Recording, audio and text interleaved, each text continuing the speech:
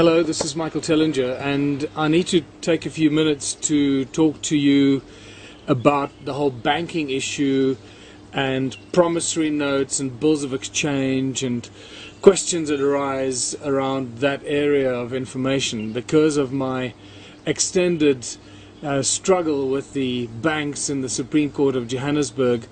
I have come to learn a great deal about this subject and found a lot of interesting information that you will only find when you actually have to stand and represent yourself in the court against what I guess could be called the highest paid lawyers in the world that represents the banks and the banksters.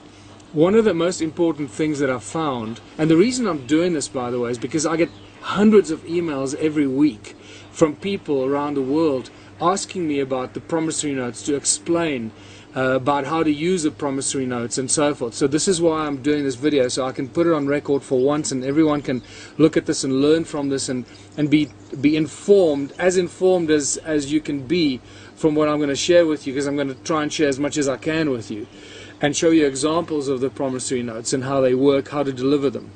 So firstly, understand that what banks do is completely and utterly criminal. Okay. If you still think that banks are respectable, honorable corporations and companies, then you're still mistaken. Everything that banks do in today's world is basically a criminal activity, and the global banking industry is the largest organized crime syndicate in the world. They're the ones that are behind creating the laws that they force through our governments, whom they control, creating the laws that are then imposed on society, that control the judiciary, that are upheld by the judges. And often the judges are just very ignorant about what it is that they're actually upholding. So sometimes one can't even blame them. But sometimes, like in my case, it becomes very evident that the judges are paid off by the banks. Especially in the case that we had against Standard Bank in South Africa, which became a very high-profile case and connected to the Ubuntu Liberation Movement and the Ubuntu political party, and it started getting a lot of heat. So sooner or later, the judge was paid off to pass or hand down a fraudulent judgment. The only way that I could protect myself is to learn from that experience. So in other words, I lost the property that I was in court for, and it was auctioned. And then what happens is, once you get a judgment against you, because remember that you can't really win. We can't really win against the banks in the court of law. Because as I mentioned, the court and the law is set up to uphold the rights and protect the interests of the banks and the banksters. So you can't win. Although there have been a few minor wins in various courts around the world, the major wins will not come until I don't know when.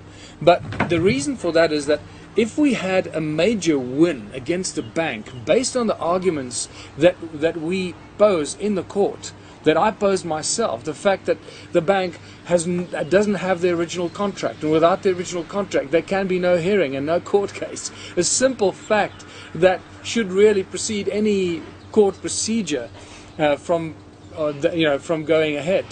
And the fact that the bank is no longer the owner of the property because they sold the contract to a third party, and therefore they can't come after you for money that you supposedly owe them, money that they never lent you because they create the money out of thin air.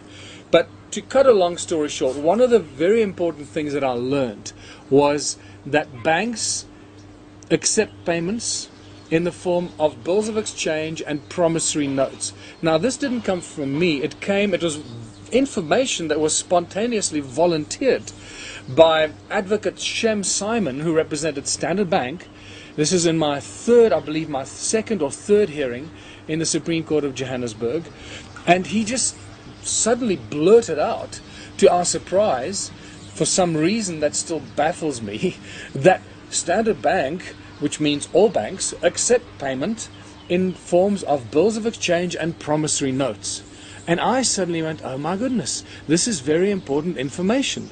Because if I had known this, I would have been able to do something about it long before I got myself into the court and had to stand there, defend myself against the fraudulent and criminal arguments of the banks.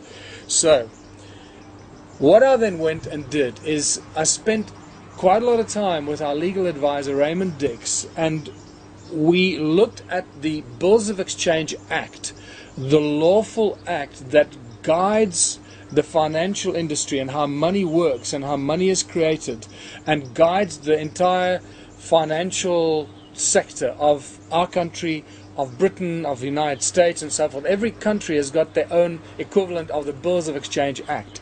In South Africa, the Bills of Exchange Act comes from the British Bills of Exchange Act, which I believe is from 1822 or 1882, I think it was.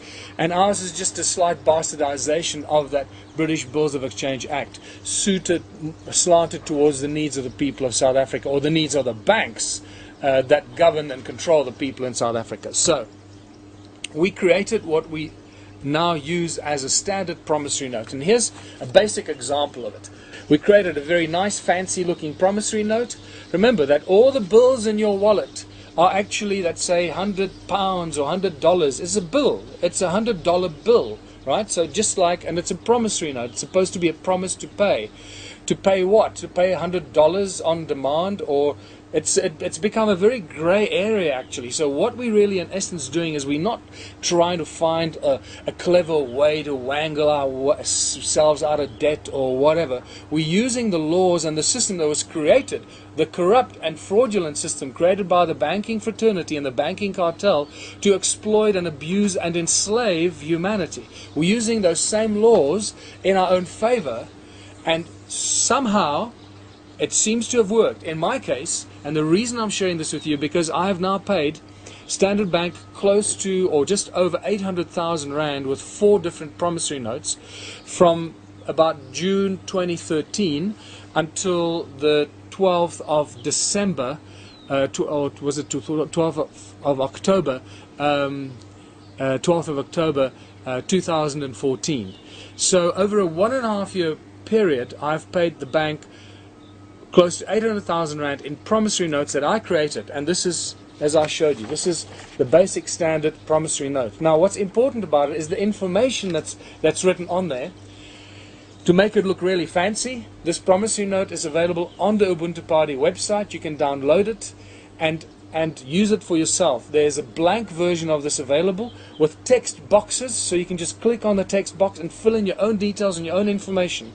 What you're going to have to change for your respective countries is this little thing here that says, those 2 lines at the top that say, tender in terms of the Bills of Exchange Act 34 of 1964 as amended up to Bills of Exchange Amendment Act 56 of 2000, and also in terms of the settlement in terms of the High Court Rule 45.8a. This is in the South African High Court rules. Now the United States, England, Australia, every country will have their own High Court rules.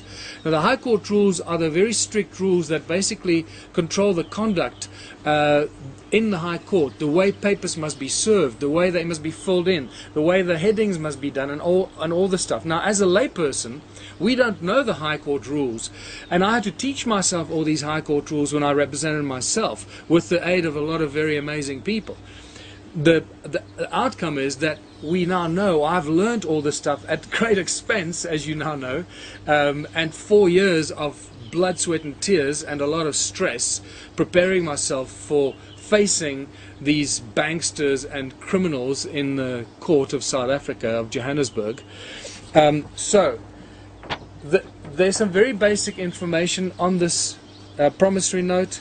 Firstly, it's called a promissory note. Then there's a space that you need to create your own code, the promissory note number, like the number on your bill, on any dollar bill or pound, you'll see there's a number. Okay, well, you make up the number because this is your note, so make up any number that's relevant to you, right? And then you write that number in there. Now then what you do is you create a little index like this one here. As you can see, there are 4 entries on this index, and these are the 4 promissory notes that I've paid. So every promissory note that I pay, I write on this index along with the index number. So I write the date, I write the name of the recipient, and all 4 recipients here are Standard Bank of South Africa, Standard Bank of South Africa, right? And then the note number, and that note number is that number over there, so that you have a record of what you've paid out and what notes you've created, because now you're creating value. Remember, Banks work with negotiable instruments. Negotiable instruments get their value from our signatures. The moment that I create this, every bill, every invoice, every statement that you sign in the bank, the moment you put your signature on that, you have turned that piece of paper into a negotiable instrument, because your signature creates the liquidity and the value in that piece of paper. So it turns it into a liquid negotiable instrument. And so this is what we're creating here. This promissory note becomes a liquid negotiable instrument with which the bank can trade. And that therein lies the interesting trick that we've encoded in this promissory note, which I'll explain to you now. So there's your promissory note index with all the promissory notes, the number, and then the amount that you made the promissory note for, and then just my own notes that it was the Standard Bank, and then the case number, and so forth. This last one that I paid is for the auction shortfall. So in other words, when they auctioned my house, the shortfall on the price of the property was about 500,000 rand, right? 500,000 rand. And then the bank still comes after you and make you pay that shortfall for the property that they auctioned. I mean, that's how criminal this thing is. It is insane. It's pure insanity. And only we can get ourselves out of this. So there's your index. Now let me show you the promissory notes. So that's what it looks like printed out on a normal piece of 80-gram bond white paper in a color printer. Very fancy looking promissory note.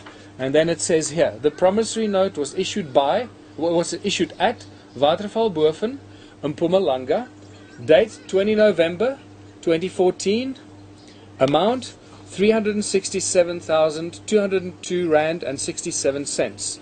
And then you write it out like you would on a normal check, and then it says, this certifies that Michael Julius Tellinger, my ID number, hereby promise to pay Standard Bank of South Africa, and then in brackets, the holder, the full amount specified on the note for value received. It's critical that it says that, for value received, so that there is an exchange of some sort that's supposed to take place here. That's also a protection method for yourself. So you can say, if you haven't received any value for this note, then there can be no exchange going on.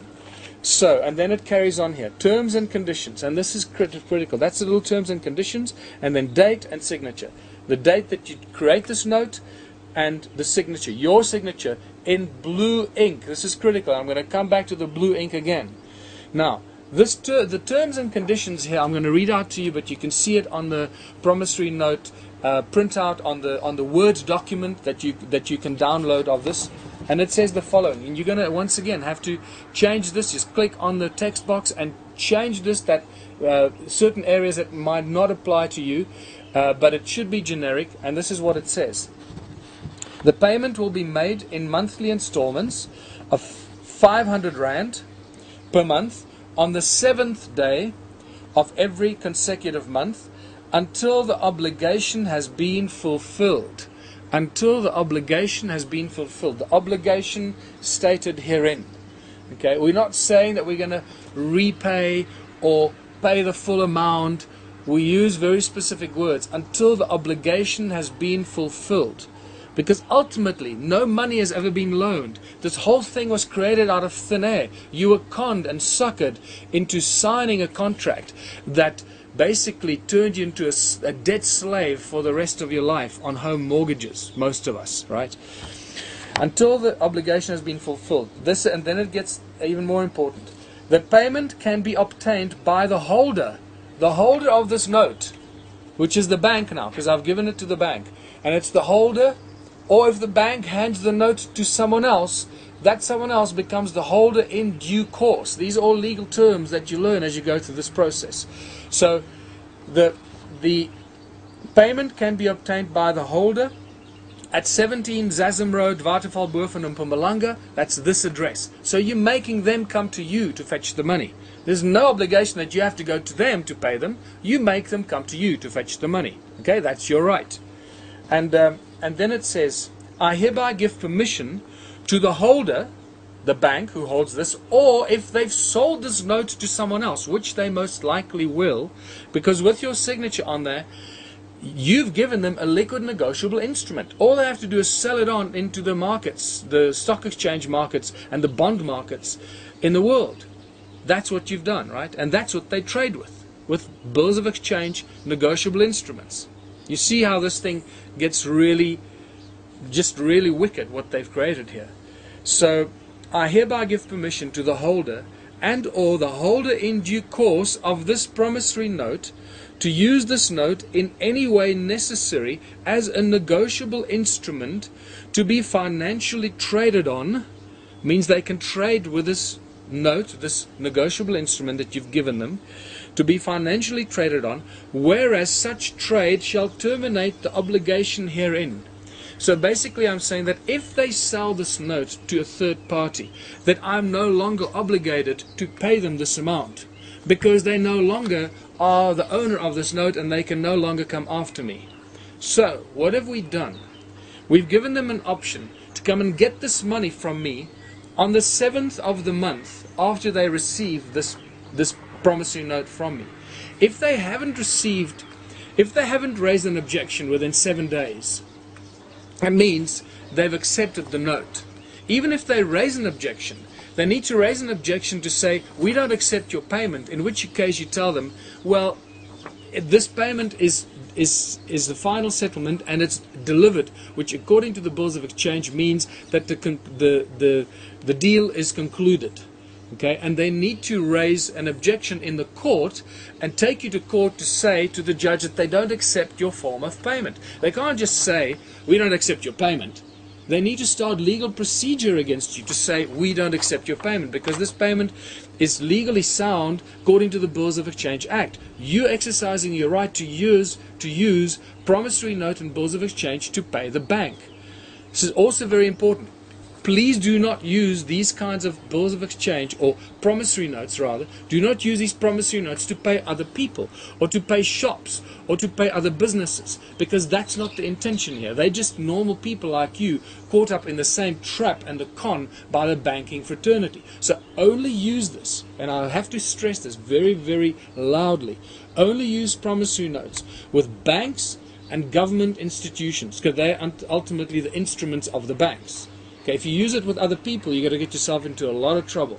Don't do that. So, if the bank does not come and get this, the money, the 500 Rand every month, after the 7th of the month, because it stipulates here that they must come and get the money from you on the 7th of the month, of every consecutive month. If they don't fetch it on the 7th of the first month after you've delivered this note to them, you've assumed, and I've assumed, that they have sold the note. And therefore, they're no longer obligated to get the money from me, or allowed to get the money from me. That means I have no longer any obligation to pay any money to them. So, therewith, my obligation has ended. And this, I believe, intelligently structured promissory note based on the laws that govern the bills of exchange has now turned into a liquid negotiable instrument, and you've settled the amount outstanding to the bank. So, just to show you how I do it. First of all, I printed out a whole bunch of promissory notes that I printed out on half a page, like this.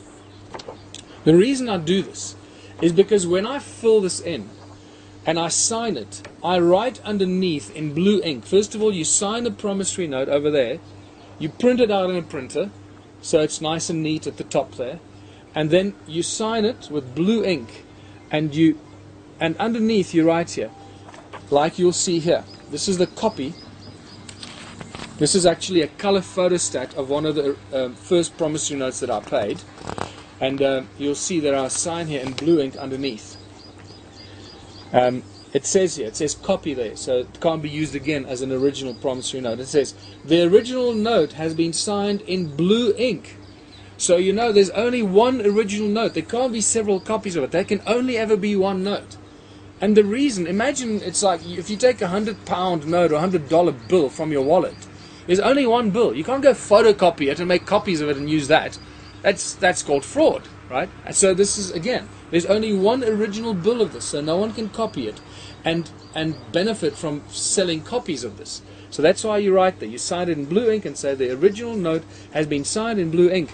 And then you see the space underneath here is critical. I take it to the police station and I sign this in front of the cops so they authenticate that it is my signature on this and put the police stamp on there, the police commissioner of oaths and the police stamp. So now I've actually validated that this is a real legal document signed by me and turned into a negotiable instrument. Then the important critical delivery comes into play. This is very important. Now you take this promissory note, you make a copy of it, like this one here. There's a copy of it, or one of the copies. It's not exactly the same one, but and then you can see.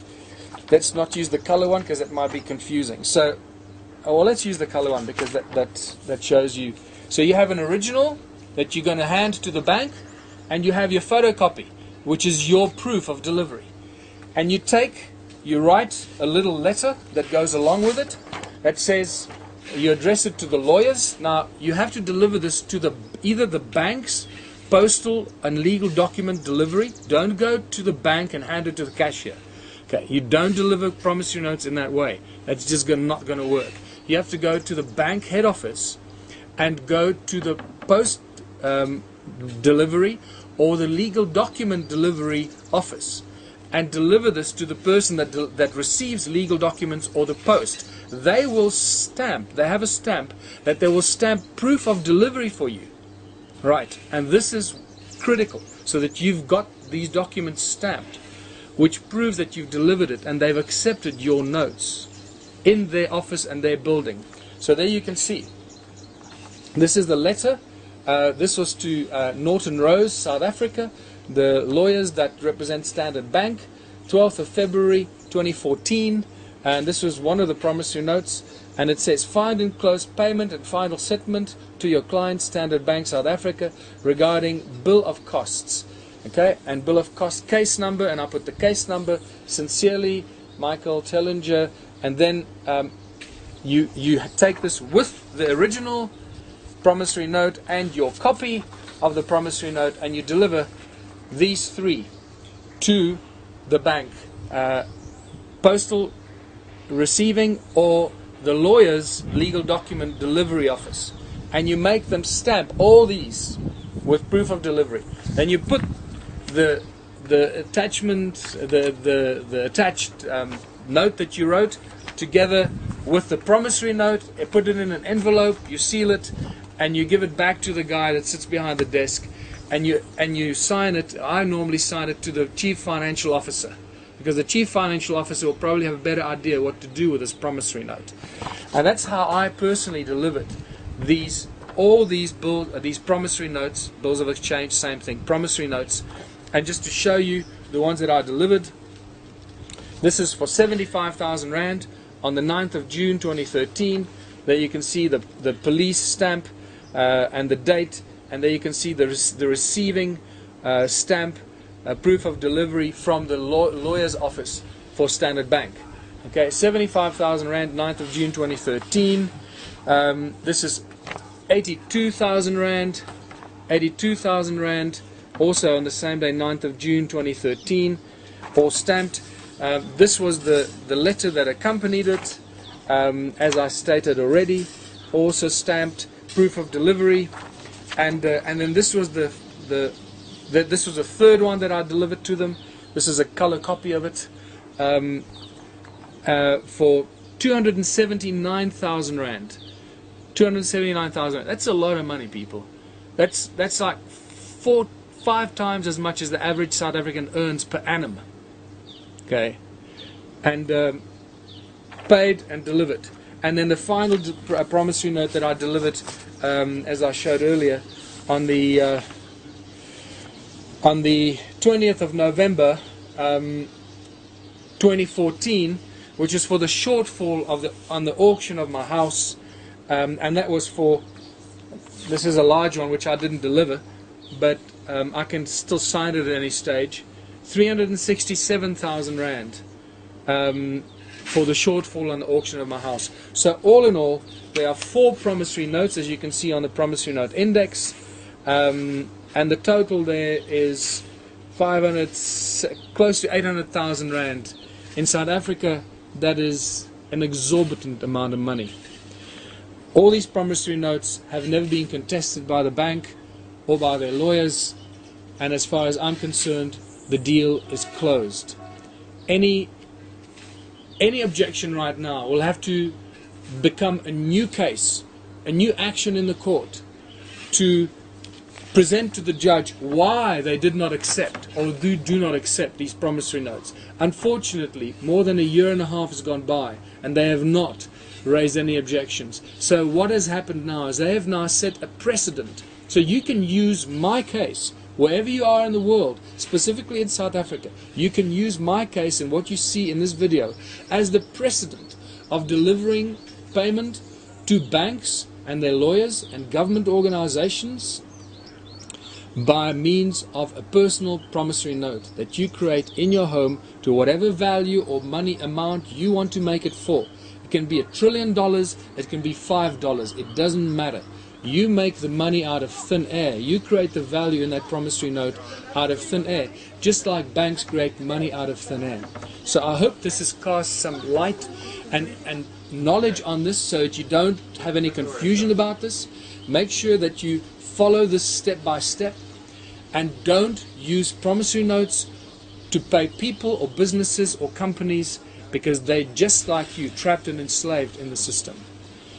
Go out there and be intelligent about this, and only use it if you really need to, and understand that it's your right, and you're now using the legal system and the laws and the bills of exchange in your own favor. Until now, they've been used against us to enslave us and the rest of humanity on this planet. Till next time, have a good day.